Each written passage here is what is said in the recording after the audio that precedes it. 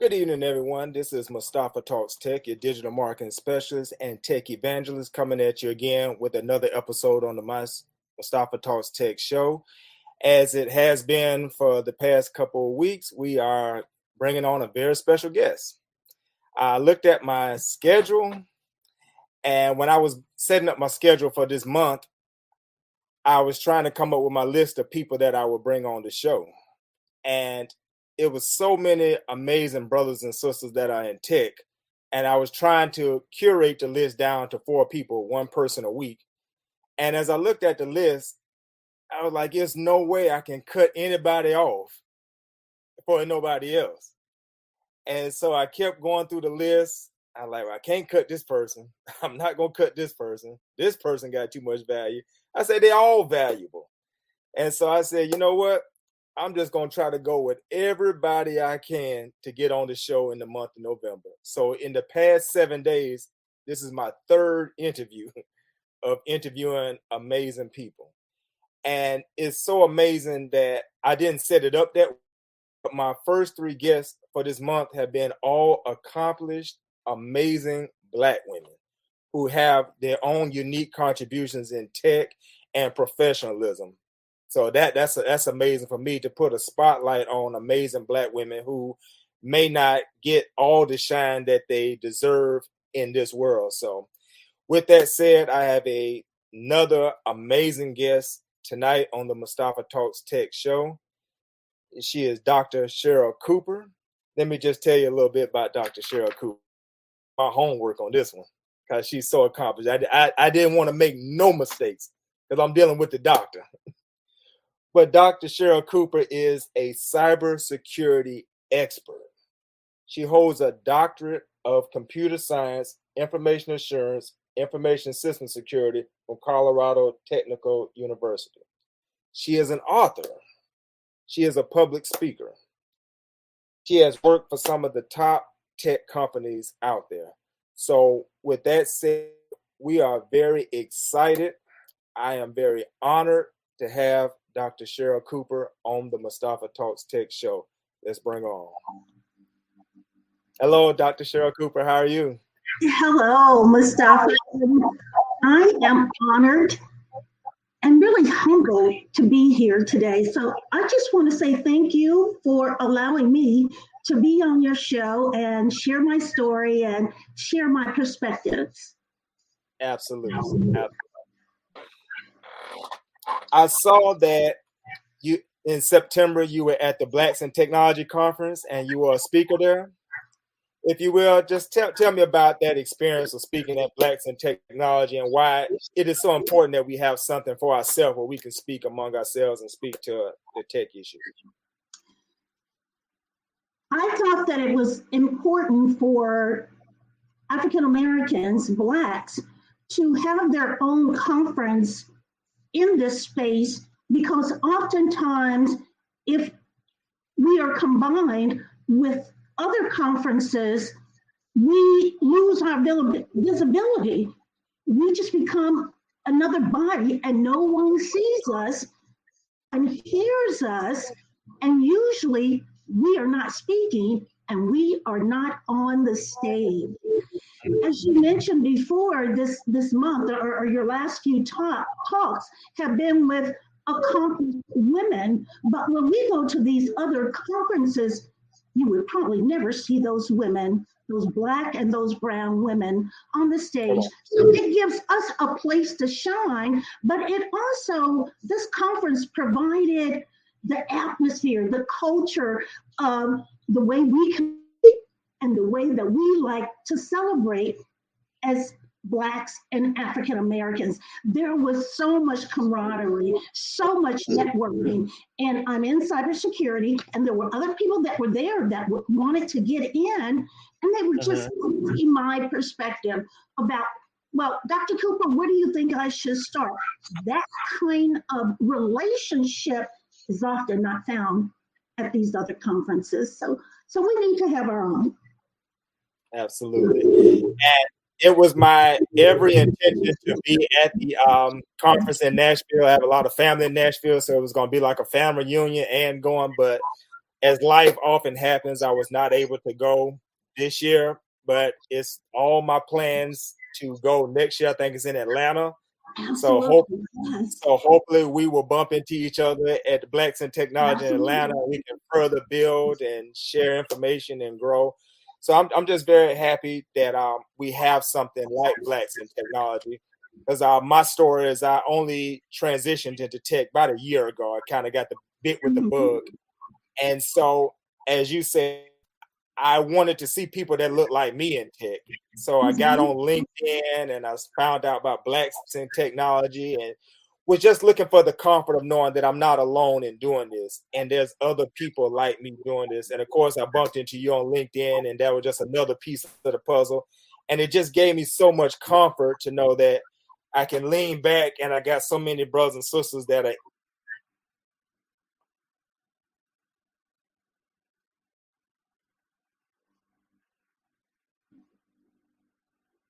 I think we froze, so, if you will. Uh-oh. but we're good Okay. now. Yeah, we did. Okay. So, for the audience who may not be familiar with us, if you will, tell us about your career background, your educational background, and of all the things you could choose, what made you choose tech and what made you choose to go into cybersecurity? My first introduction into technology was as a teenager. I decided to join the military. I grew up in the heart and in the hood of Kansas City. Some may call it the projects, where in that environment, drugs, crime, um, and where one could fall prey to that lifestyle very easily. And so that drug life became a part of my life for Mm, some time. But there was this intuitive knowingness inside of me, even I was among the streets. I knew I was better than the streets. I knew I had more to offer, but I also knew if I didn't do something, I would mhm. probably wind up dead in that Come on. environment. And so I enlisted in the military. And my father told me, he said, Cheryl, make sure that when you go in, you get into a field that once you get out, you can use that experience in the Right. civilian. My father was in the military, he was in the army, and he learned how to kill. And so when he got out, there was no jobs. Gotcha. But when I went in, and when my recruiter told me about, it was a telecommunications position in which I was troubleshooting telecom systems, changing out cryptographic keys. And I said, I want that job. Even at a very young age, Mhm. I knew that technology was the way to go. And I knew it was going to take us much further. So I Yeah. wanted to go into technology. I did 8 years in the Navy. And when I Mhm. decided to get out, I was in demand. I Mm. didn't have any problems getting a job, at least entry level, at least an entry Right. level. And at that time, companies, when they were communicating B2B, business to Yeah. business. Mhm. It wasn't a lot with communicating with the consumer through technology. It wasn't until the late 1990s, early 2000s that people started to get this cell phone. And as we get these cell phones, yes, then they are hooked on to that internet. When the internet exploded, and now that we have all of this technology, such Yeah. as the cell phone, the smartphone, the TV, refrigerators, dishwashers, washing Yeah. machines, TV monitors, TVs, all connected to the internet, this introduces more risk. And this is where it has exploded with Mhm. people needed to fill these cybersecurity jobs. So when I first got out of the military, I went into technology, troubleshooting systems for a Fortune 100 telecom company. But then once there was more risk introduced and these jobs opened up in cybersecurity, I already knew where all the holes were. So I applied, I got the job, and I hit the ground running because I already knew what to do. But here's something, if I could go ahead and share this with you. When I went into technology and then into cybersecurity, we did not see a lot of people who looked like us. There were not a lot of black and brown people. And even to today, when we look at minorities, the Asian, yeah, African Americans, blacks, Hispanics, Latinas, Native Americans, Native Indians, all represented under 10%. The white male makes up 66% of the cybersecurity profession. So I heard you mentioned, you said, hey, I wanted to go to this conference to see if there were others that were doing what I'm trying to do so that we can network and unite. And so that's what took me on this journey of being in cybersecurity. But here's one of my challenges that I had, and that was, even though I was very accomplished with a lot of credentials, I was not getting promoted at the same rate as the white male. And I'm going to say this has been a woman's issue, even when we look at black male.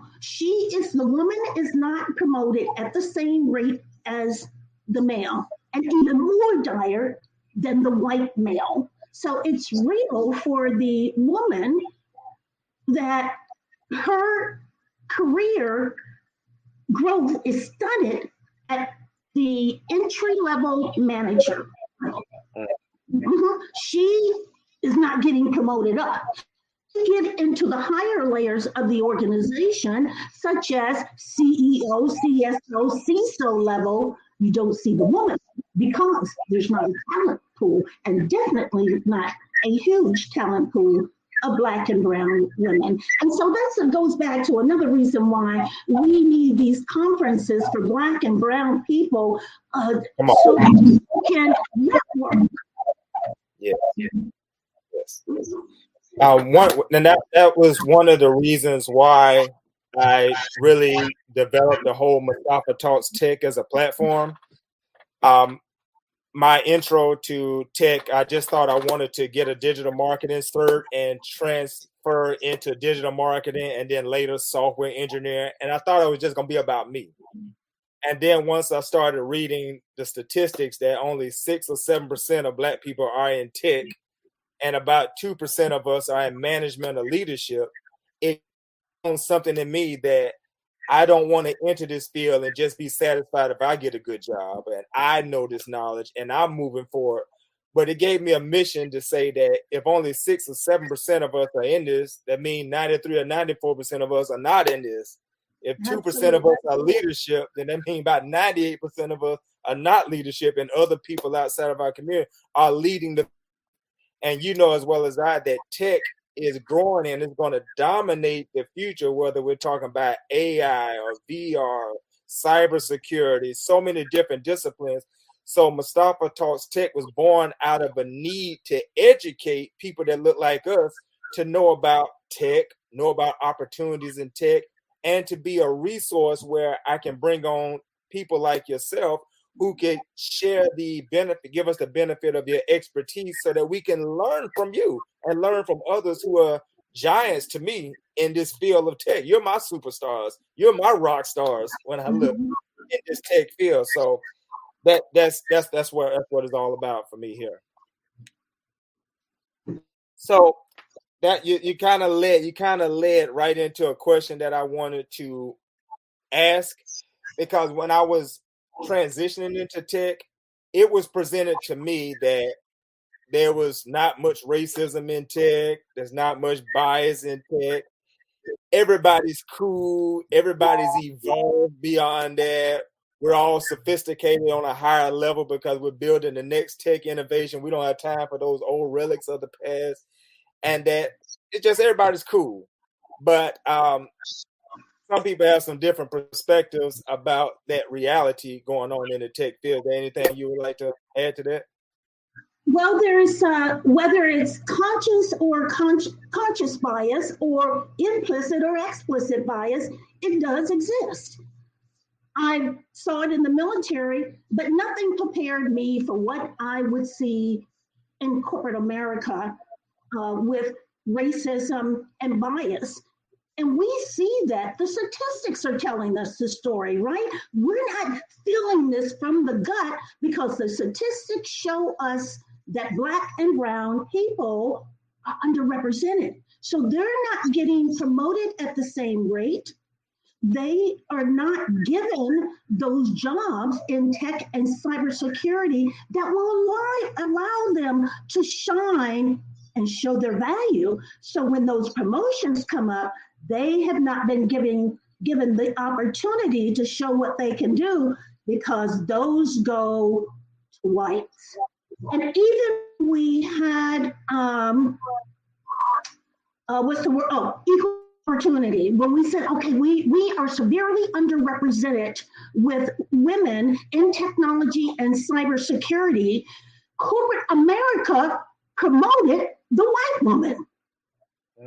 There were very few promotions of the Black woman. So when they shared the numbers, they're saying we've got, let's say 60%, or let's say 58% men, and then we've got 48% of women. But they don't break that down in a granular sense.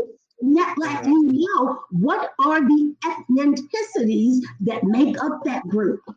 So a lot of companies are misrepresenting themselves that they value diversity, but they were hiring more white women and they were promoting more white women, and Black woman was being left behind. And that's one of the reasons why you don't see a lot of, well, there's a few reasons why you don't see the Black woman. One is when you do hire her, they're not doing what they need to do to keep her. Such as those promotions. If I'm not getting promoted, if I'm not feeling valued, I'm going to lead. And what we're often seeing with the Black woman, she will change careers. What we're also seeing is with the promotions in corporate America, number two, is that they're not recruiting. They're saying, I would hire a Black woman, but she's not applying. I don't have any applying. But you know what? They're not recruiting where the Black woman is. Now, this is not all companies. They've changed this somewhat since the murder of Joy, right? With all the tension on DE&I. Now they're recruiting through the HBCUs. But prior to George Floyd, a lot of that recruitment was not going on in where the Black institutions are or where the Black people resided. And we're even seeing that today in these Fortune 100 and Fortune 50 companies that I work for. I went up to the CEO and executive level and said, we're not going to close this race gap unless we go younger. And we've got to go into the places where those Black children are. We've got to go into the schools that are predominantly Black, those schools that have over 30, 40% of their students who are on government-free lunch. See, those are the people that we need to get those jobs to. But corporate America is intentionally not recruiting in those areas. Now, I have seen, and there's some companies out there, I'm not going to name them here, but big tech companies in the last 1 or 2 years that have created for the cybersecurity industry, high school internship programs starting at the junior level in predominantly Black schools. When I say Black, usually there's a large percentage of Black and Brown, so that includes Hispanics and as well. And this is their initiative to try to close that gap. but but you know what? Unless you set them up for success, you cannot just hire them for an internship program. They have got to be mentored. And that's another reason why these conferences, such as Blacks in Technology, Afro Tech, are needed so that we can Yes. mentor our next generation of technology professionals and cybersecurity professionals. Because oftentimes, when we get into corporate America, there is no sense of three. What's the other problem? No sense of belonging. We Mm. don't feel that we're included. That inclusivity, that belonging. So there's just still a lot to do in this space of diversity, inclusion, and feeling like I belong there. That's the reason why, Mustafa, it's good for you what you're doing here, so that others can see we are here and we are doing things, so that when they see you and when they see me, they can see themselves in the world. There you go. You opened up another question that I wanted to ask, and just going into my background. When I was growing up, I thought going to school and getting good grades and following the rules, I thought all of that was acting white. So I thought that being ignorant and talking slang, I thought that was cool. And I say that to say that part of my mind is when people think of tech, you may think of somebody with some nerdy glasses or somebody who's not cool. But I'm seeing in organizations like Blacks in Technology or Afrotech that it's disputing that image that you can actually be cool and in tech. And I think that that image, once it's promoted more to our young people, that you can see that you don't have to be nerdy, quote unquote. You can be Mhm. cool. You can still have your swag, if you will. You can make a lot of money in tech. And I think a lot of youth will gravitate more to tech once they see that those three things that, I don't have to give up my individuality. I can make money and I can still be myself. I can be me in tech. Mhm. So, what do you think about that as far as making tech interesting to these young high school or middle schoolers that it becomes an attractive option down the line? You brought up a good point. Is that they have to see it. They have to see the cool guy, right? The cool guy, he's making all this money and driving a car. He's excelling, but he's able to do that and be his authentic self. We have to show them, in order for you to succeed, don't come into corporate America trying to adjust to standards so they Yeah. accept you, because you will never excel trying to be someone else. You have to be the authentic you. And so, Yeah. what I also did with this internship that I proposed to the company, and actually has been approved and launched and implemented, is that a part of that, what we've got to do, we have got to bring these students into our workplace so that we can introduce them to the various jobs. Oftentimes, the individual will think cybersecurity is coding, and there are 10, 20 different kind of jobs that fall under cybersecurity that's not real technical, such as GRC, governance, regulatory, and compliance. Doing auditing. And so here's what we did in Kansas City, the company. I went to the inner city and brought in 110 girls. Come on. 110 girls, I'm speaking, other Black women are speaking. We had some guys to get up there and speak. We fed them, let them just have fun for the day. It wasn't you sit here. And we walked up to them and we talked. And so I did first in Kansas City, and the executives were happy. And they said, can you come up here in Seattle? There was a corporate office there. And they said, can you do it here as well? Well, one of the schools, this is after COVID, and we're using the same buses to get the kids to school for field trips. They didn't have the bus to get the students to corporate offices. So they said, can you get us a bus? I said, yeah, give me a quote. And chartered them a bus, yes, for 50 students. For Okay. 50 students, bathroom in the back, a plush Yes. chairs.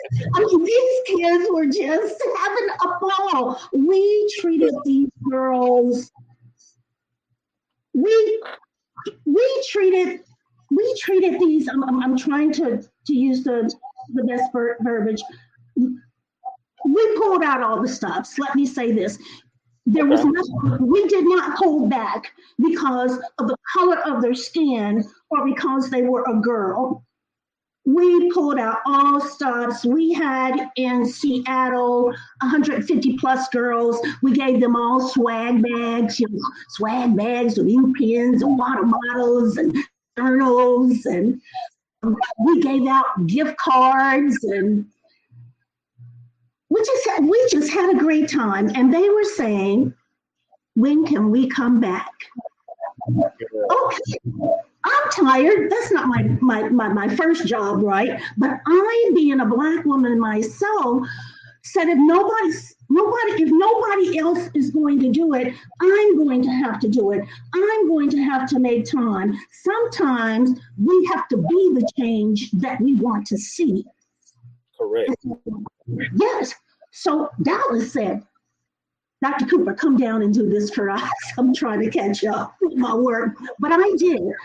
In February of this year, Black History Month, went there, same thing. We had to turn away students. As you may know, that Dallas area, the Hispanic population is large, but I targeted those underrepresented students, and I had to turn down schools. We just didn't have the space. But Wow. it let others know that schools won't see. We have to bring them in so that they can see everybody that's working, how they're dressing. People coming to work with jeans on and tennis shoes. Yep. Because that corporate attire, most companies today have gone to a 5-day week of jeans. And so one of the little girls in Dallas, she came up to me and she said, does XYZ company hire people with disabilities? And she pulled up her pant leg, and before I could get my answer out, I'm like, girl, yes. I said, we do hire people based on a disability. We hire them based on what they can contribute. They're mine. And one of my other coworkers came up behind me and she said, yeah. And we were like, girl, you better come on over here and work with us. And she smiled. But I think she was probably a 10th grader. And probably she was going through life putting limits on her capabilities to rise. But when talking to us, she knew we are going to accept you for who you are. And she let that limit go. And then I would see her later in the day and she's talking to friends and laughing and talking. So Yeah. when we look at our people, we have got to unite on these initiatives. As I was saying before, mentor, celebrate, and lift up. Otherwise, we're not going to make it because nobody else is going to help us. Absolutely. Man, that put a smile on my face and joy in my heart to hear the mission that you've taken upon yourself to inspire these young girls that they may see a Dr. Cheryl Cooper within themselves, to see that I can be that and I can still be my authentic self. That's the point I was trying to get to, because next year, that's something that I would like to do. Maybe start going to some of these high schools here locally where I'm at in Florida, and the middle schools, and start while they're young and let them see me and hear my story and tell them about these opportunities in tech, just like what you're saying, and let them know that this is another avenue of that you can go into, and it's going to be the future. It's going to be lucrative, and you can just do some amazing things in tech. So definitely salute to you for doing that for our girls and doing that for people from our community who are undeserved, who may not get that opportunity otherwise. Absolutely. And if I can add as well, in us coming together and doing that mentorship, we can also help with building soft skills for that next generation. Just, was it this week or last week, I spoke with a young lady just getting into cybersecurity, and she asked me, how do I deal with men in the workplace? And I told her that it was an issue. Oftentimes we're hired to do the job. We're asked to come to the table, but we're not asked for our voice. Just sit there. Just sit there. I was in that situation, and I shared a story with her in which I sit on a technology advisory council for one of the big cybersecurity conferences that goes all over the United States. And we're at dinner. First, we're going to talk about the issues and then have dinner later. As I'm sitting at the table, well, let me say first, I was the only Black person there. Only Black, whether it was a male or a woman. I was the only Black person there. And at my table, there was another woman there that was from India, and then the others were white men. And I started to talk. The guy cut me off. I let him talk, and then they all started talking among themselves. I looked over, I looked at her, and I looked back, and I said, well, they've got to come up for air at some point. And they did, and they did. And then I chimed in. I said, let me start off first with saying, I was talking, and you interrupted me.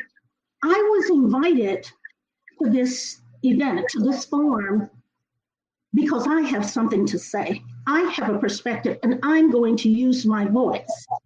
And the topic, what were we talking about? DE&I. DE&I, and you don't want to hear from two minority women? And so they sat there, but you see, this was in my wheelhouse, Mustafa. This was in my wheelhouse. And wow. I started dropping stats because, see, this is where I play. I dropped stats. I told them these are the issues. Here's what companies aren't doing. Here's what they need to do. And they sat there silent. So what did I tell her? How do you handle it? You have got to find your voice. And that's what we need to do also with our young girls. And maybe you could share, Mustafa, with the men, but often what we find with the woman, she has not found her voice. When I mean her voice is to be confident, she will doubt herself and not say anything because she's not confident. And so she's got to find her voice and be able to speak up. Now, how was I able to check these men like I did? Because I was knowledgeable of the topic. So when you sit at that table, you have got to be prepared when you open your mouth because they will have you for lunch. Yes. So use your voice. Be prepared, I told her. Be confident. Don't pull back, but have a perspective. I always tell individuals, don't just have a voice. Have a perspective so that people can find you. Come on. Yes. And that's why I said it was so.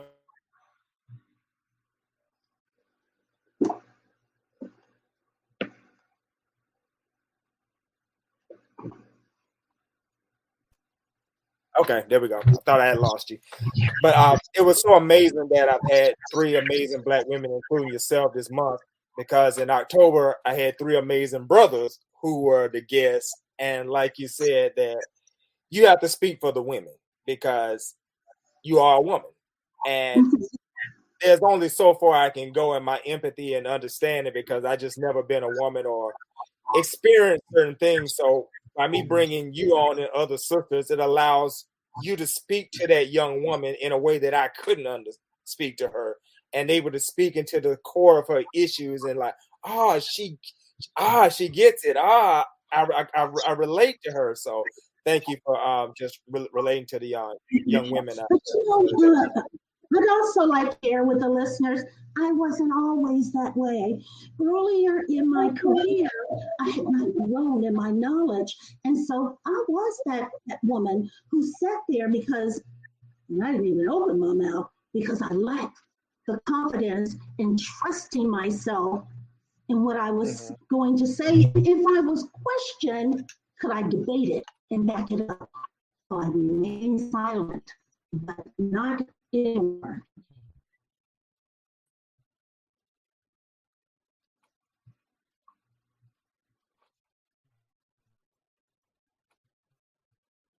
I think we may have had a tech hiccup. 1 second.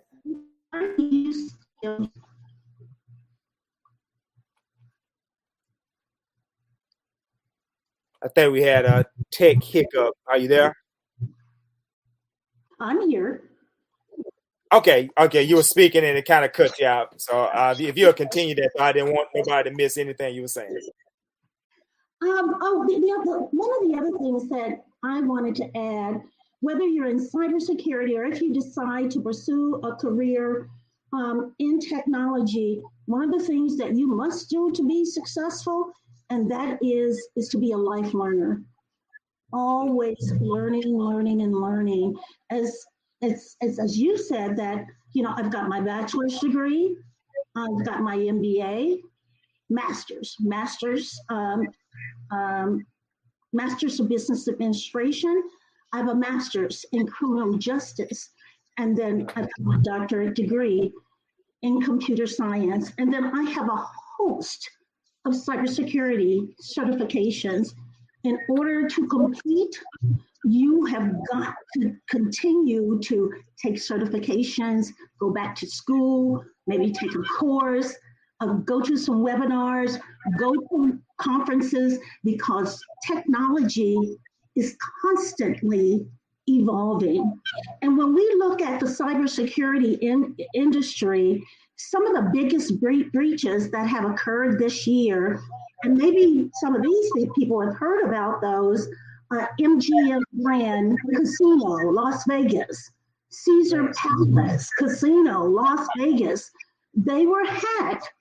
They fell victim to a ransomware, what we call a ransomware attack, in which it took these hotels down, not just the hotel, but the slot machines as well. And when you have companies that are making $10 million a day, I didn't say $10 million a year, $10 million a day, and they cannot counter a ransomware attack, that's where we come in, and we have to find these solutions, because these bad guys, these criminals, are smart. This is what they're doing, and they're sitting back and studying every day on how to build these systems and to steal your money and steal your personal information. So when we look at cybersecurity, that job is recession proof.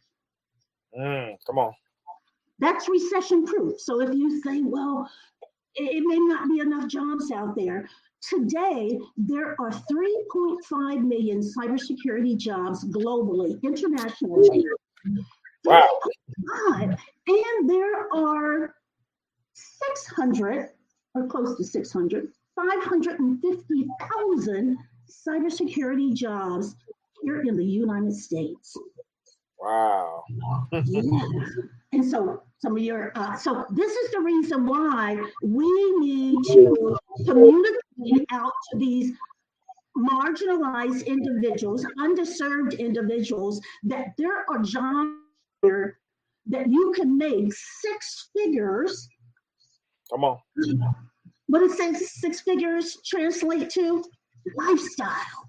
Yeah. But here's the challenge that we have in this field, is that we need private industry to change. If you go out there and you look at a cybersecurity job, they're asking for 5 to 10 years of experience. They're asking for degrees, all these certifications. You have to know all this programming language. This is another reason why we are not seeing the needle move on that 3.5 million, because they can't find the people with the experience. Slowly, private industry is changing, and they're creating new job titles such as associate cybersecurity, or some companies have finally acknowledged that they are going to have to grow their own. So they're bringing in individuals, training you up, paying for you to go to school, and then they're giving you a career path. But don't let that, prevent you or discourage you from getting into the field. So yes, it is recession proof, and it's very competitive in places like Seattle that has T-Mobile, AT&T, Amazon, Google. What individuals do is they go from one company to the next every year, and they go to the highest bidder. So within 3 or 4 years, they're over $100,000. Ooh, that's good. Good money there where I come from. You touched on one of the questions that I wanted to ask you about. You may remember about 2 years ago, there was a ransomware situation where an outside entity took over the gas lines in America. Colonial Pipelines. And I remember that personally because it was getting scary because I was trying to commute to work, and I was like, if I can't get no gas, I can't go to work. And it was getting scary where day by day it was like, y'all got to pay this off, or y'all got to do something, because everyday people need to commute children or go to grocery stores or go to work. That was like me really seeing how real ransomware is and how cybercrime can really affect everyday people.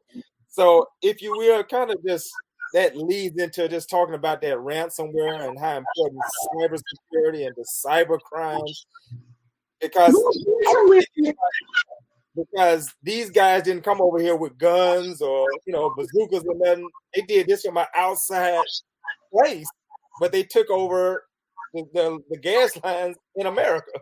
So I was like, wow, that's technology at its worst. And you know what, Mustafa, a lot of times when they are breaching these networks during this reconnaissance phase, is that a lot of that is just playing on human tendency, that tendency to trust.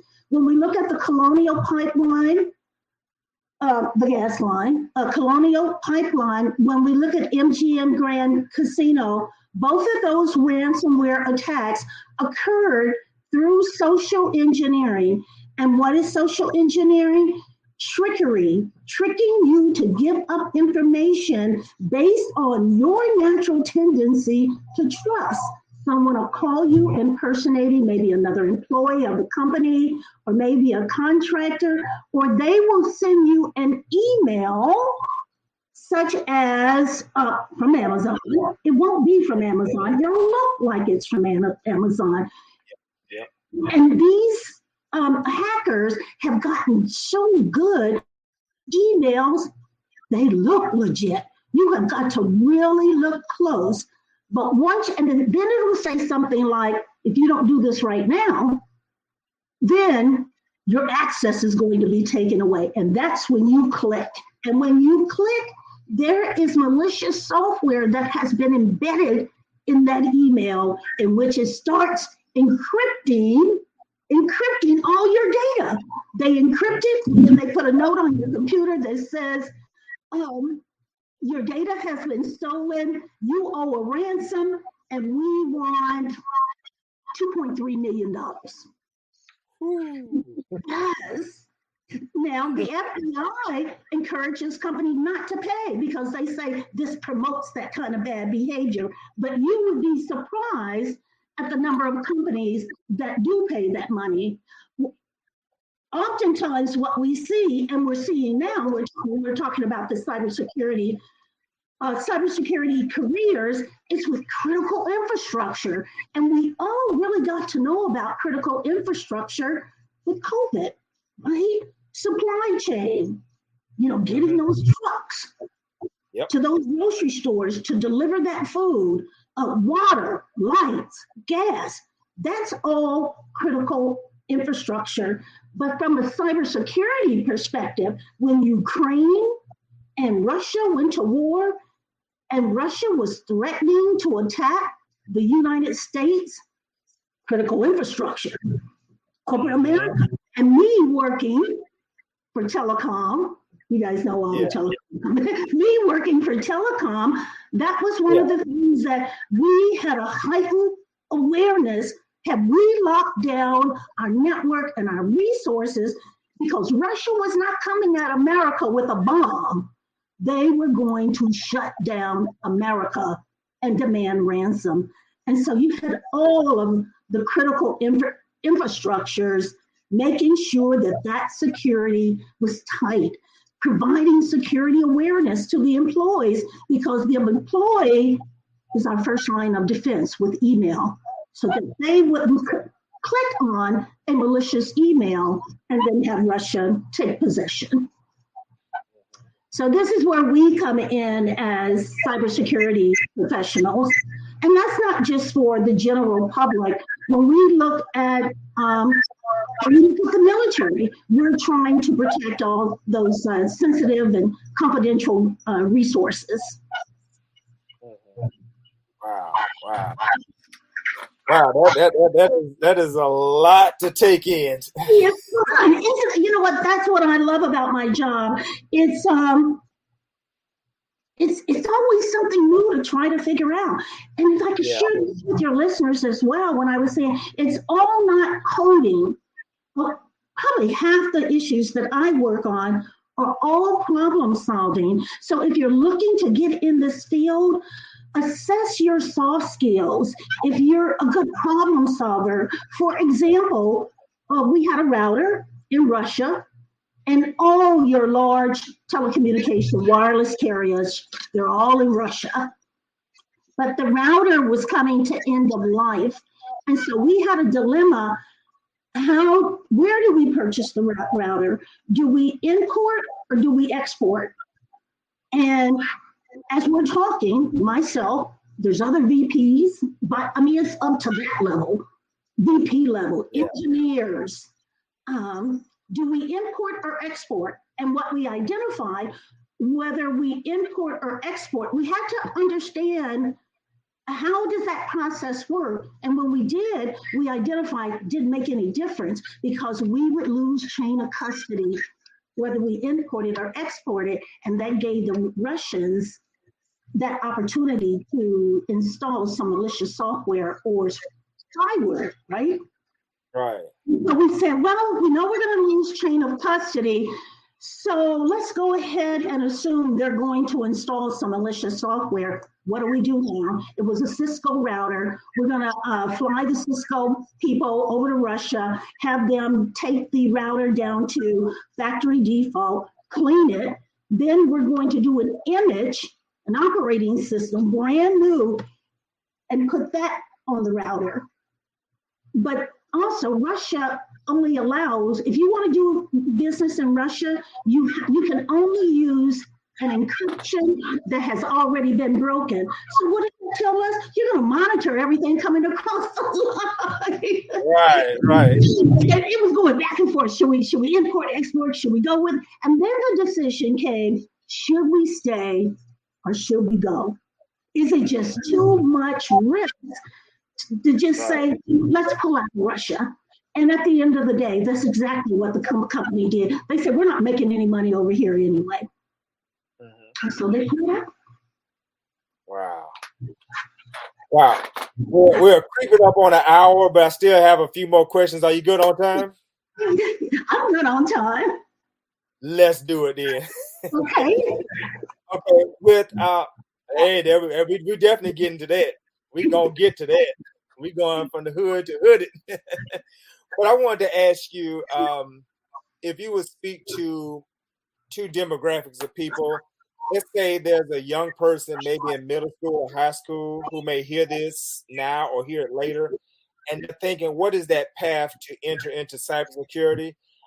What if there's an older person, maybe 30s, maybe 40s, who may say, hey, you know what?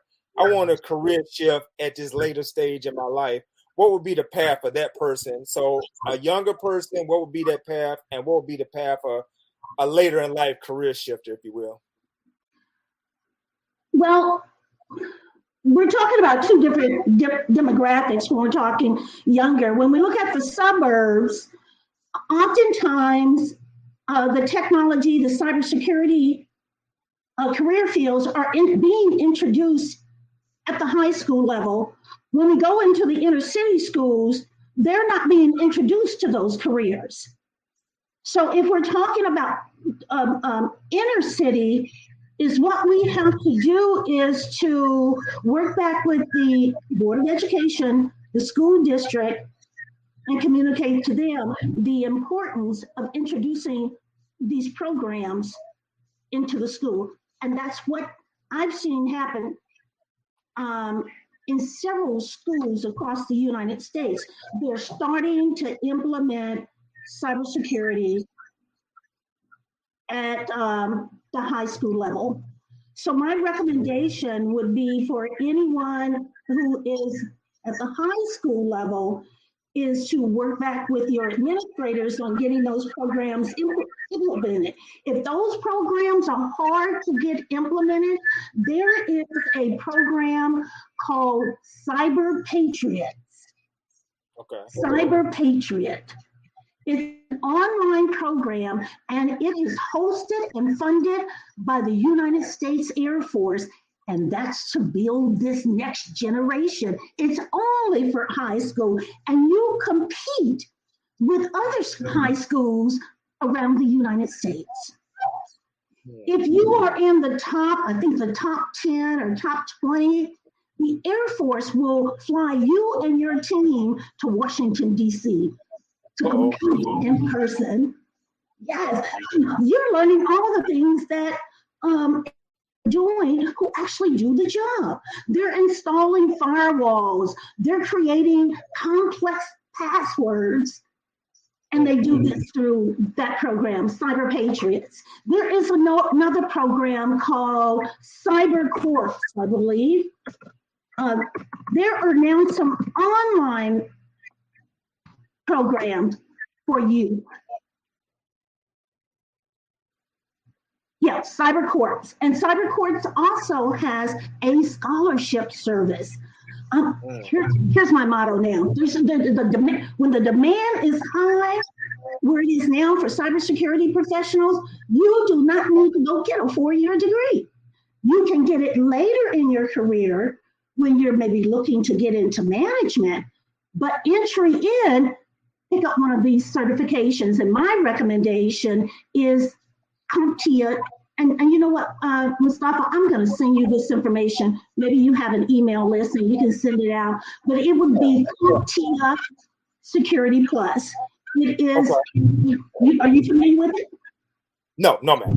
Okay, CompTIA Security Plus, the second most in-demand certification being requested by employers. The top certification, you need 5 years to qualify to get it. But so that's what you want to do. You want to start studying for cybersecurity, learning the terms.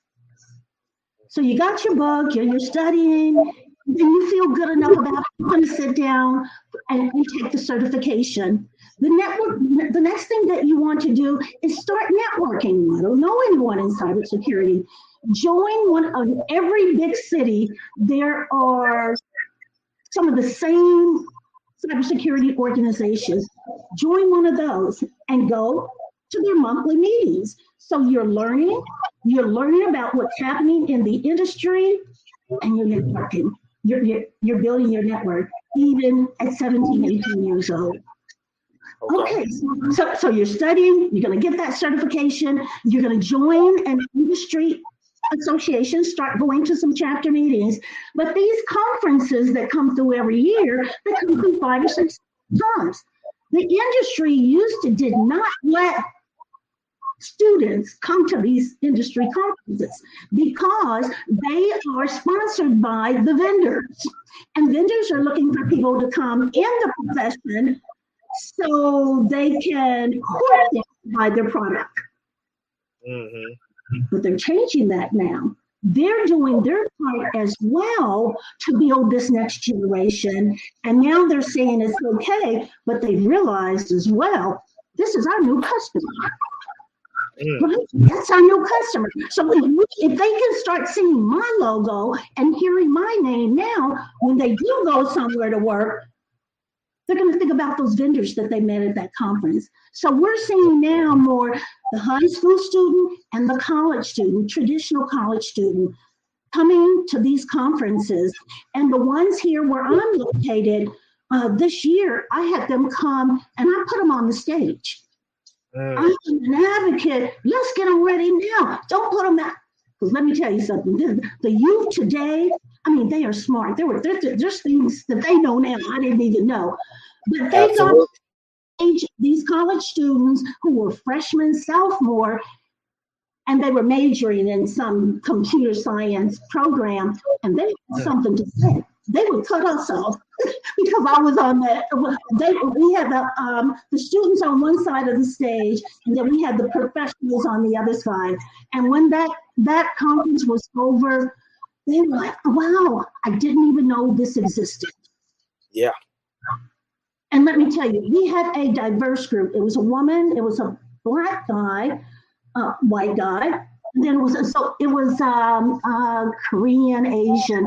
So we had a very diverse panel, but we're introducing them now. And that's one of the things I think that we need to do better as a people and as an industry is share knowledge with others. You know, a lot of times we don't know what's out there, and everybody's out there trying to figure it out on their own.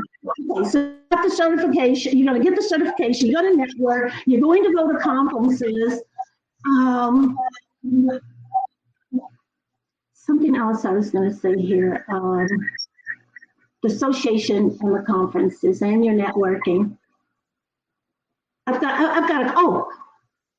how can I take, now what you want to do is take what you've learned either in a classroom or when you're studying your book, and now how do I apply these concepts in a real world situation?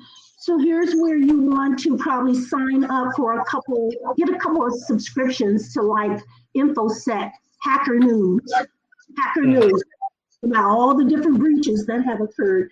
So when you read that article, you see what happened, but then you can take the knowledge that you learned and say, how could they have prevented that? So go ahead and start this critical thinking. Yes. Such as when I saw, I think it was MGM, and they got in and they got all this restricted personal information, credit card numbers. First thing I said was, okay, the network was free, but this sensitive data should have been encrypted. Where was the encryption?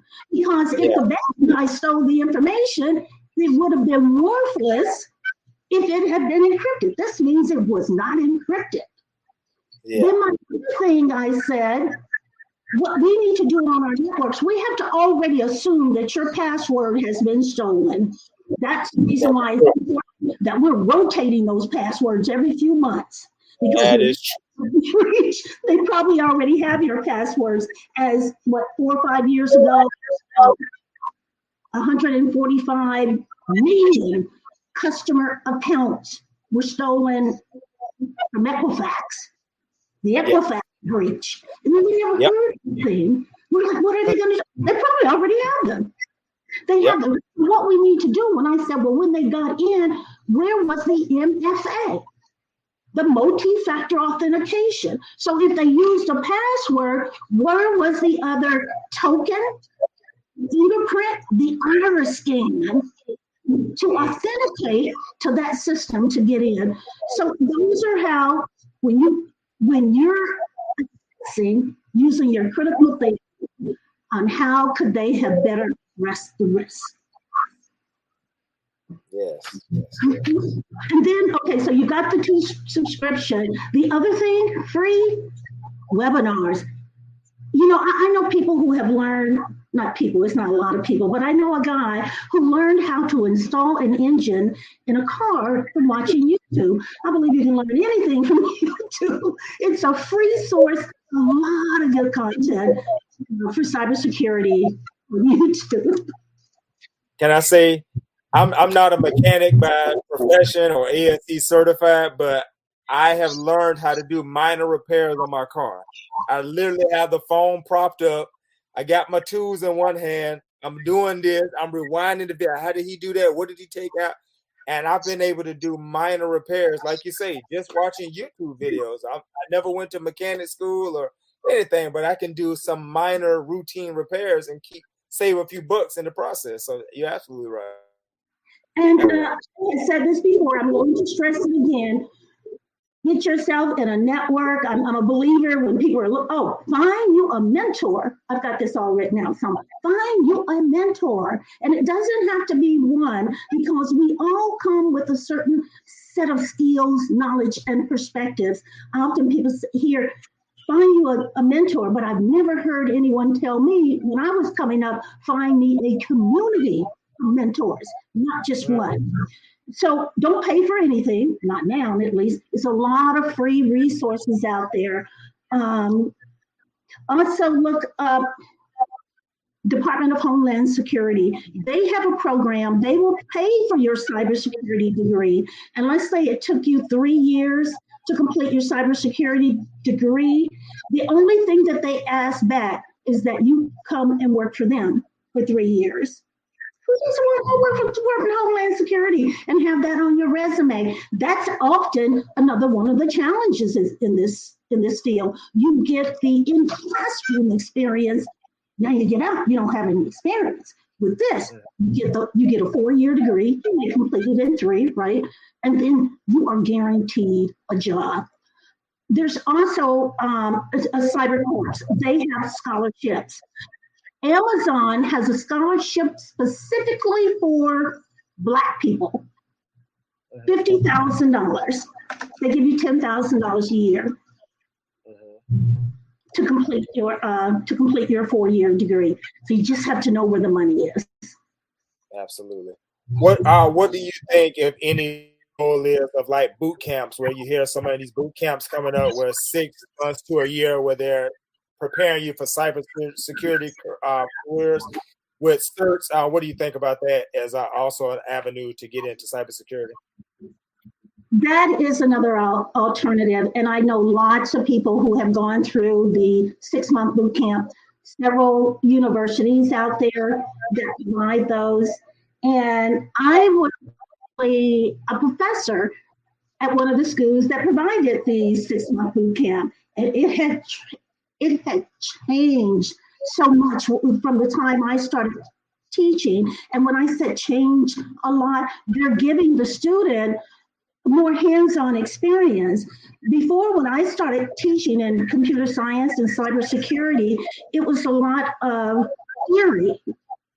We did some labs, but not at the extent that they're doing today. They are working with all the tools, the cybersecurity tools that are being used by large companies such as Wireshark, Nmap, vulnerability scanning tools. These are the same tools used in corporate America. And oftentimes what this 6-month program will do, they're actually preparing you for those in-demand certifications, such as the CompTIA Security Plus and the CCNA, Cisco Certified Network Administrator. So not just a cybersecurity certification, but also a network certification as well. Yeah, I would be behind that as well. I actually think it's a great program because you get the hands-on experience. So when you go to look for a job, you already know how to use the tools, but then you have other students there. A lot of times when we're starting something new, we want to base it off on someone. And I found most of these students, they have great instructors there where you can call them after class is over if there's something that you did not get. So there's a lot of support there to ensure your success. Yeah, and I asked that because I'm thinking of the older career shift 40, 45, and maybe up who may say, I don't want to go back to school 3, 4 years. What way, how do I get into cybersecurity? And 6 months may be doable or realistic. So someone in their 40s where they say, hey, I can commit 6 months, I can get this knowledge, I can come in entry level and work my way up and go as far as I can into this field. Absolutely. And Google has a free cybersecurity certification. I think you can do it. I mean, it just depends on how well you capture the concepts. Probably in 2 or 3 months, you can complete that. That's a certification. ISC square, ISC2, in order filling this gap, is not their certification, but it's a certificate program. And it is $49. I know, yeah. And so those older people, and I do know people who are looking to get back in, that's what they're doing. They're getting trained up through certification programs versus going back to school. Here's what I would also recommend. If you're looking for that support, if you are going to an association, if you're going to those chapter meetings, oftentimes they provide a study group for these certifications. Okay. Kevin Foster on LinkedIn, his name is Kevin Foster. Every Sunday, he provides cybersecurity training to prepare you to sit for your certification. He's doing this for free. I wrote that down so I can share that with my network. Yes, Kevin. Hey, I just shared him with someone. Yeah, he's doing this all for free. So you want to find those people who are doing things for free, and often what they're doing is that they're reaching out to those people, those undeserved and marginalized people who oftentimes don't have the resources. But here's something that they can do as well is, I talked about some of the associations to join. Most of these associations have a women's segment to that association. So that's another lane you can get that support. I also have, back in 2018, I created Women in Security Mentors, and that evolved out of, I belong to a Women in Security organization within my city. And I knew that the girls in the inner city were falling behind. I told them, why don't we do an event for these girls in the inner city?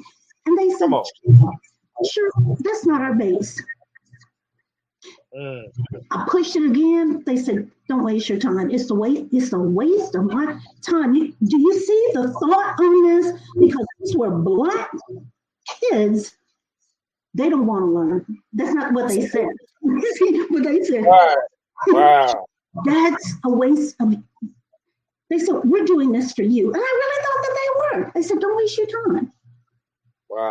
Going back, be the change that you want to see. And so I created Women in Security Mentors organization to introduce, but to mentor these young girls.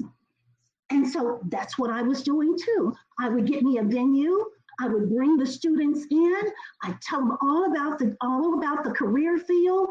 I would get other women from the industry, and these were diverse women, not all Black, and so that they could tell their stories and give advice, the same thing that I'm doing here. I do the swag bag, I get a sponsor, and if I couldn't get a sponsor, I spent my own money. I would take them to other companies to show them so that they could talk to other people. And I did this in 2018. But now I'm ready to grow, which is the reason why I hadn't mentioned this initially. There's another organization called WICS, WICCYS. WICS, Women in Cybersecurity. It is an international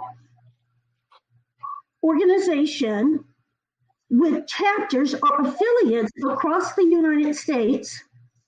And I do know that they have chapters and affiliates in Australia as well as in Africa. I decided, Mustafa, when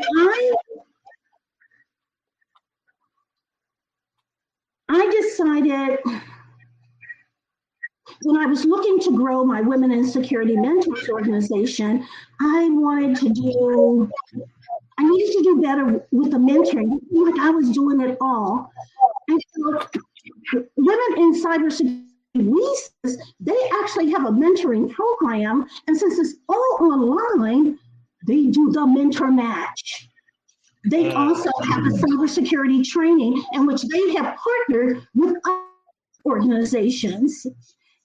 When I am located in the greater Kansas City area, so we have Kansas and Missouri side.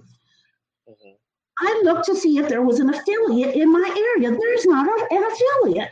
So I submitted my application to start a WICS affiliate that would service the Kansas and Kansas City, Missouri area, serving 14 counties. That's huge. Okay, but in order to be a board member, you have to have 3 months as a member. I had the qualifications, but the women that I was reaching out to, they didn't. So they have until the end of December to meet the membership requirements. And then I'm retiring Women in Security Mentors, and I'm bringing up an affiliate. And anyone can join mine when I bring it up, or any other affiliate. They have a map there that you can look at to see if there is an affiliate in your area. And that's what they offer, the training, the mentoring. And then you have that whole network to ask a question about the industry. Oh, but here's something else that I did. I was local in the city. One more thing, they do an annual conference. Okay, go ahead. We had a quick question. Someone asked, which Kevin, it was asking further clarification on which Kevin Foster on our LinkedIn. Okay.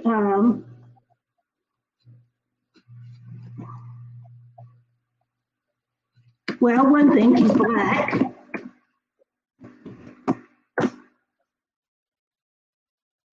I am logging into my LinkedIn. And I'm going to have you guys connect with someone else. His name is Romeo. He asked a follow-up question. Where is the Kevin Foster located? He said there are several Kevin Foster. Oh, I'm going into my LinkedIn and I'm going to look him up.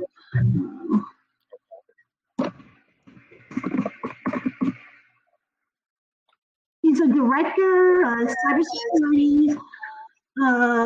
He is in Pennsylvania. Black guys wear glasses. And I am going to, am I able to put something in chat? Okay, please. Did he find him? Were you able to find him? I'm able to find. I was able to.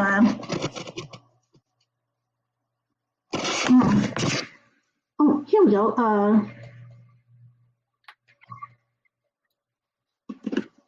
I just put his.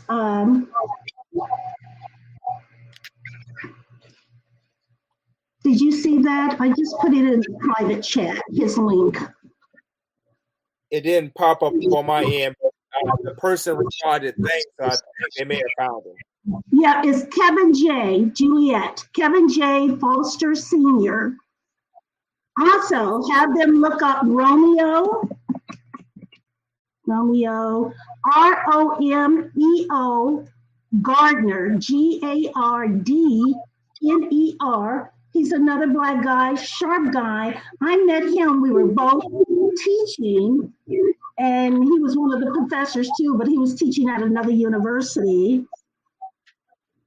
Connect with him as well. This guy has the knack. He's low cost, no cost mindset. And that's his thing. Low cost, no cost. And he's telling you how to get trained up. And then when he talks about an issue, he can break it down for you for the executive, the entry level person, or the professional person to understand. Mm-hmm.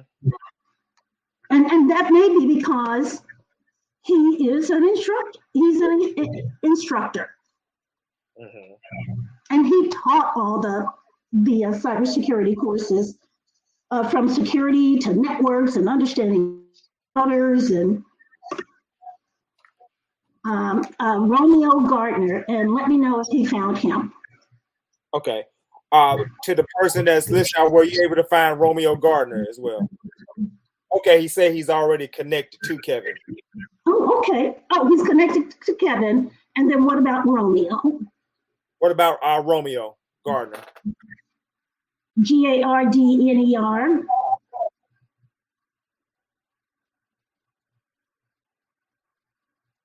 And it was Kevin for his Sunday training to prepare you to sit for certification. And then Kevin just throws out some gems on recommendations on what certifications to get and where to go get them and how much this is going to cost. And okay, he said he just connected to Romeo as well, so he's connected on both. And then have him connect with me as well. And this is where we network, right? So if you see me saying something and you see someone else that comments to me, look them up and say, oh, I'm gonna connect with this person. That's what we do, because a good mentor will connect you to their network. Yes. So connect with me too for your listeners, and then see who I'm connected to in the field.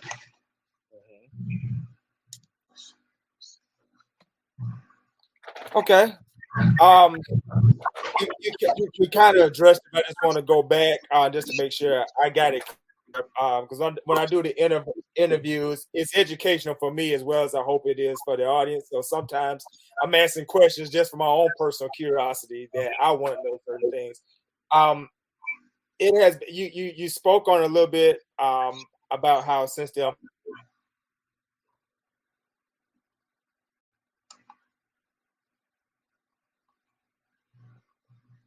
Okay, it broke up. It froze. And catch up, and then okay, we'll try it again. We were talking about the murder of George Floyd and how these companies have tried to be more inclusive and have tried to pour more money into bringing us into tech fields and into corporate America.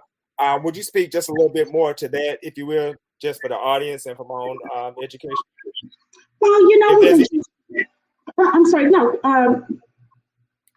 Go ahead. Yeah, I was just saying, I'll just speak, if you will, to maybe those changes that may have been before George Floyd, now post George Floyd murder. Yeah, with the murder of George Floyd, it shined a spotlight on the lack of justice for Blacks, right? The lack of justice. We had seen for years Black men being murdered by police officers, and they got away with it. So it didn't shine that. It also shined a light onto the other injustices, social justice, criminal justice, in every facet. And so we began to demand justice, not just in the courtroom, not with our law enforcement. We look across social justice with housing, with wealth, right? With wealth, with jobs, with education. And there was actually a committee in DC that looked across corporate America inside these companies and saw what we were there marching for, was true, that there was a lack of Black and brown people with these well-paying jobs.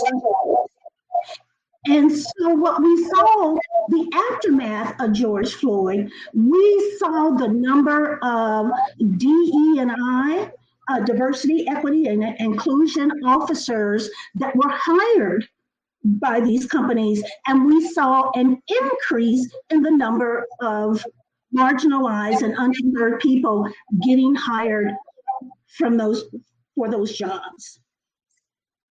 But I think some of the momentum that we've had, as with a lot of things, we had a good run with stuff. Yeah. We had a good run, but a lot of those DE&I positions have gone away. When companies now are looking at, we need to cut costs somewhere, it's usually DE&I. And we see the number, this is not me, or I think, this is what I think my eyes are telling me. You know how some people say, don't believe your lying eyes. Yeah. But the numbers are telling us this. The DE&I jobs are being cut. We've also seen some DE&I officers were hired, but they were not given the money to do the job. It was a facade to say, this is what we're doing to correct these things, but they weren't giving them the money. Or the way that the programs were implemented, we still didn't see the change.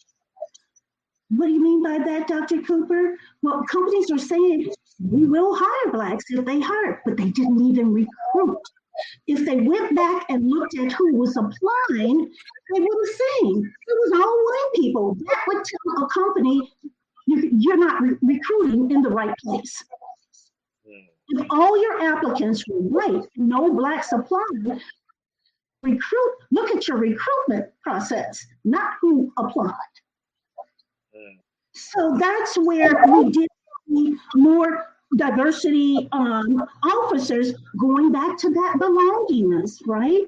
We were not getting the same opportunities as white men and white women in the workplace. So you've seen more Blacks being promoted into management.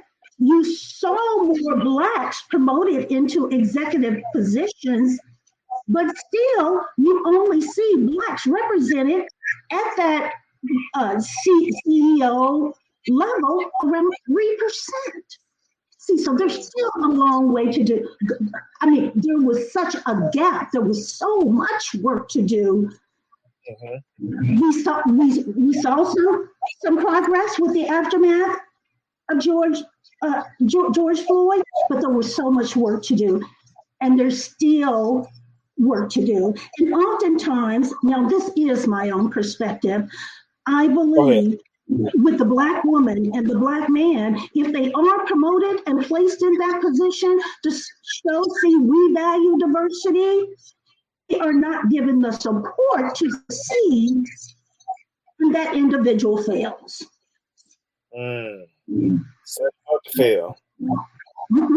What we have often called for the woman, the glass cliff.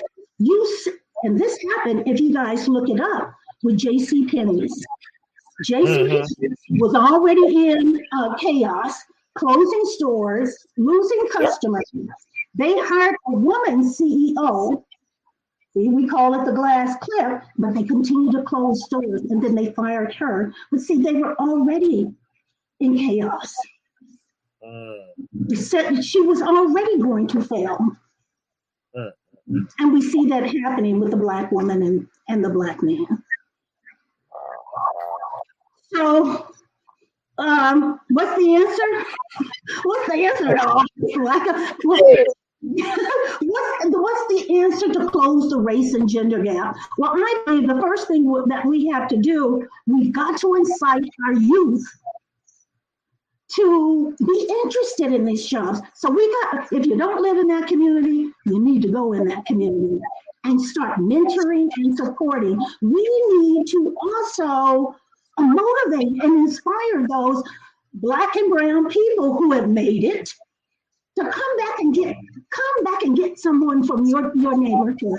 What we're also seeing is that a lot of Black and brown people who do make it, they don't come back to those young children. That's where they're going to get the mentoring, and they are going to be the ally, right? Well, mentoring can give me resources. Tell me what I need to do, what education I need to get, what certification. I need an ally, a sponsor to give me a job. That's the power of the ally, is to get you the job. The power of the ally is to say your name in those rooms that you want to go in, and you need both of those. And that's going to take some time. And here's something that I learned too. Not that I learned, I think for me, it was just obvious. It's going to take a long time to close this racial gender gap, because you can't bring a woman in at the junior level and in 2 years, senior vice president. It's something about, you have to go through these steps.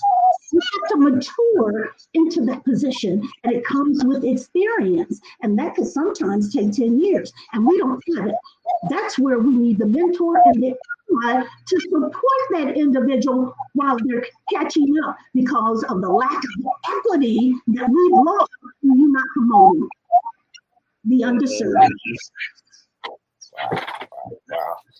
Thank you so much for just really explaining all of that. And the beautiful thing about modern technology is that these questions are not, these answers are not just for today, that someone can pull this interview up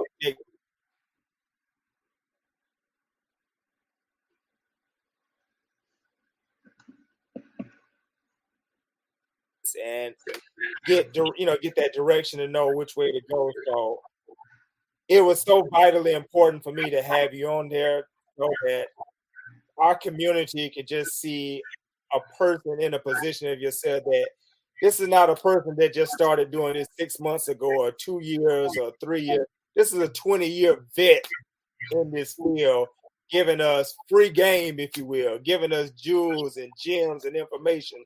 So I'm personally appreciated, because if you see me nodding, I'm taking it all in. This is classroom to me. I'm being educated. The audience is being educated. So I'm just greatly appreciate yourself, and even to going over the hour, that we're still having a great conversation. Great conversation. We've transcended interview a long time ago. We just talking now. We dropping information now. This two old friends talking right here, and I love it. You know what?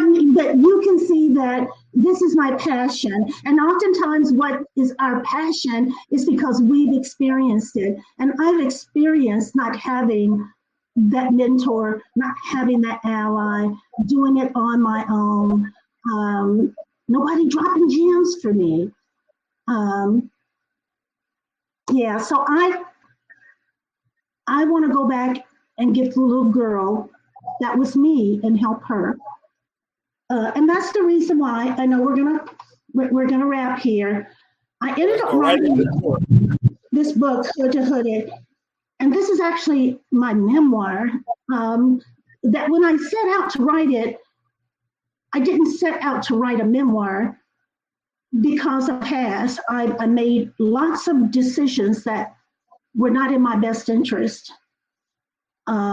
Like I said, I came out of the hood with crime and drugs. How it started, it was during COVID. And even before COVID, I was mentoring young girls and those looking to transition into cybersecurity. Well, the world closed down.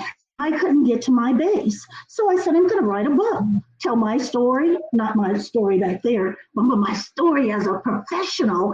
And I had 3 other women who were going to tell their stories. Well, I said, I've written a dissertation, but I've never written a book. I'm going to get a writing coach. And I did, sent my manuscript over.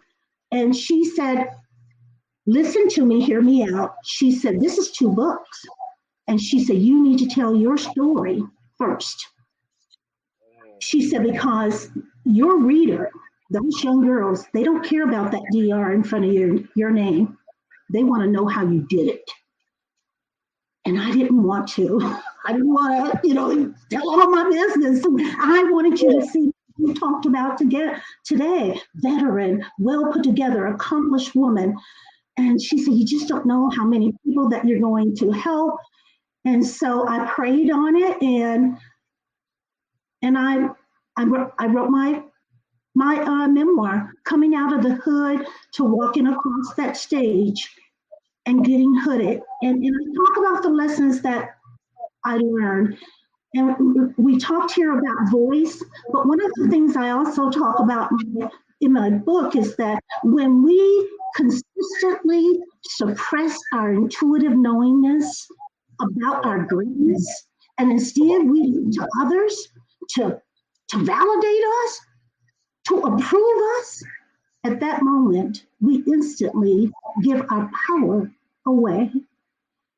And we as individuals, we need to not suppress that greatness inside of us, trying to fit into something that someone else is trying to make us out to be. So when I did that, I lost my confidence. That happened to me. I tell the story as a 5-year-old little girl in my brown skin and my kinky hair at that time, how I felt invisible. And that went through, even through to my adulthood, and where I had lost my confidence. I thought I was ugly. And because I looked for others to validate me. Come on. But you know what? I am no longer that 5-year-old little girl that feels invisible. So my book is available on Amazon, and if you buy it, we'd love if you could leave some comments.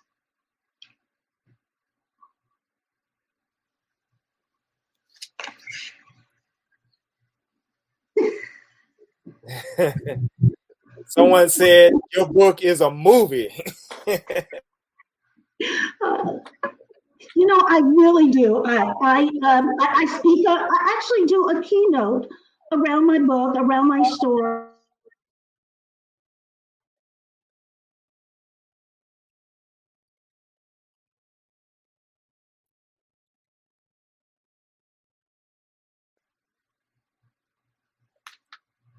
Oh, it was really to write it to inspire someone else, and maybe to have an impact. And I will have to say this: I got my first standing ovation last month. Go ahead. Oh man, you just talk about it right here. To know that it touched someone, and that was the whole purpose. I used to say, okay, Diana Ross, she played Lady Sing the Blues, wasn't it? That she knew that she had made it when she sung at Carnegie Hall. Remember, because Carnegie Hall, Black folks weren't allowed to sing there. So I've been speaking for some time, and I always said, how do I know I made it? Like Lady Sings the Blues, she knew she made it when she could sing in Carnegie Hall. That day, I'm like, what's my arena? What is that? And I just couldn't figure it out until that day. And I said, my Carnegie Hall is to be able to inspire, motivate, or touch someone else, or change someone's life. It's not a place. It's in here. Come on. Wow. And the passion and the realness coming through you. Somebody is hearing this. This is medicine for somebody's soul, and inspiration and guidance.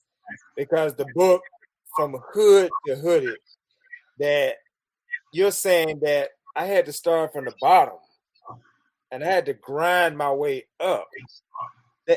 As the coach said, that is inspiration for every young girl who may be in her own hood-like condition and maybe thinking that that's the only reality because that's all she sees. She don't see no other reality outside of that. She may not see the upper echelons that she can grow to and that she can be a Dr. Cheryl Cooper. She can be PhD. She can be educational excellence. But when you say from hood to hooded, then that gives them hope that this is not the only reality. I can bust out of this reality and go up, up, up the ladder of educational excellence, and I can become a giant within my own field, whether I do cybersecurity or elsewhere. But this it. There's a way out of this. So that book that you have produced, that it's going to be life changing to some young girl out there who just looking for, how do I get out of this? Who can I look to that has done it, has got out of this situation? You did. You did it. Thank you. And thank you so much for sharing Thank you. that testimony with us. That wow. And I know we have to wrap up here. Yeah. But I share this. I share my story too, going back to that being authentic. That we all go through something in life, but through the power of choice, and that's my book. Through the power of choice, you always have a choice to get it right, to change course, to wake up the next day and say, I choose something different. And so I let these girls know that I'm not that perfect person.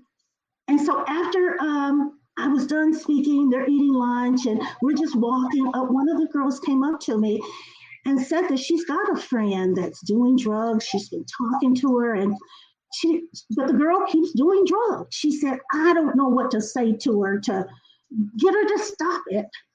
And she wanted to know what I had to say.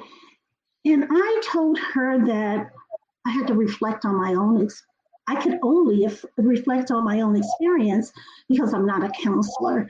And I said, well, one thing you don't want to do is nag at her because she will distance herself from you. Correct. I said, but you need to let her know that you're doing it because you love her, and let her know that it's coming from a place of love. Sometimes I told her, we have to love someone else until they can love themselves. Correct. Yeah. And so she said, okay. And that just made me feel good. It wasn't even about technology that day. She looked at me and she trusted to ask me, yeah.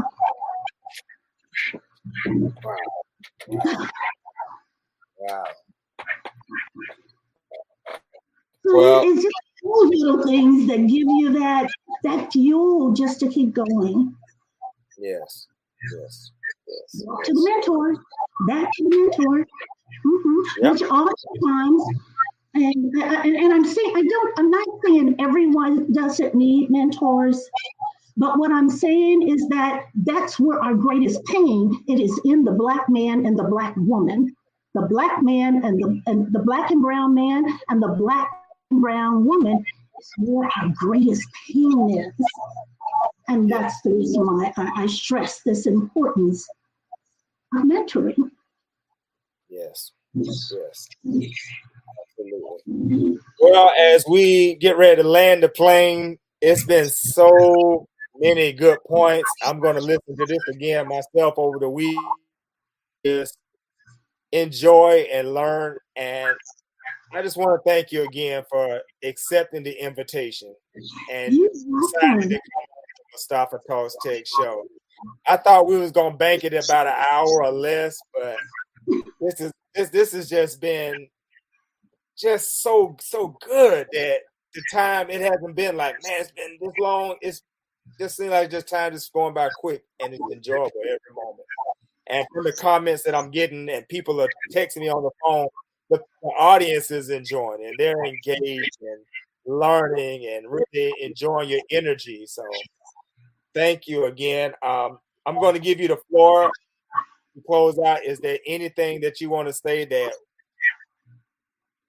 or something that you want to leave the audience thinking on, or just the floor is yours?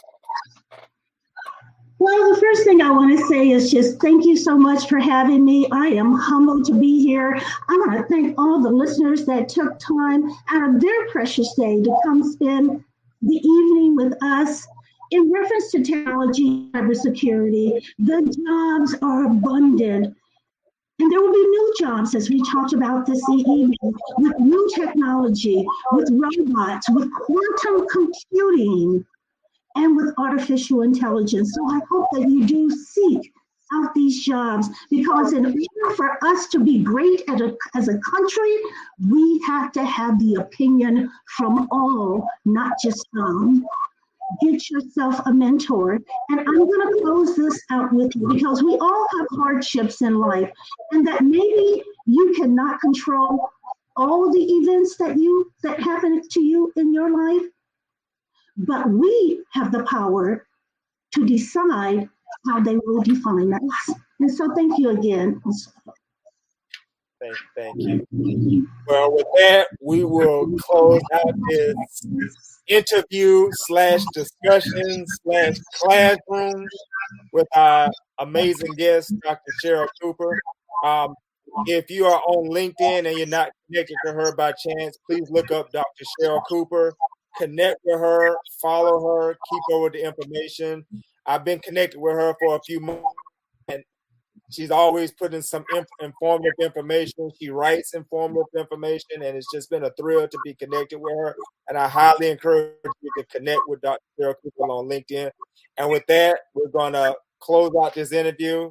Thank you. Thank you to the audience, and we'll see you again on another episode of Mustafa Talks Tech. Take care. Thank you. Thank you.